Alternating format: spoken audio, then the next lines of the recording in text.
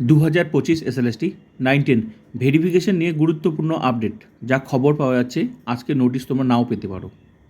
প্রবল সম্ভাবনা কালকে, যদি সব কিছু ঠিকঠাক থাকে তাহলে তোমরা কালকে ডিটেলস পেয়ে যাবে। আজকের সম্ভাবনা কম 9-10-এর। আর আজকে যেটা দিয়েছে সেটা 11-12 কাউন্সেলিং ডিটেলস দিয়েছে। তো আজকেই তোমরা স্কুল লিস্ট পেয়ে যাবে। তো দেখে নাও, 9-10-এ কিন্তু আজকের সম্ভাবনা কম। একটাই শুধু নোটিশ, সেটা হচ্ছে 11-12 কাউন্সেলিং ডিটেলস।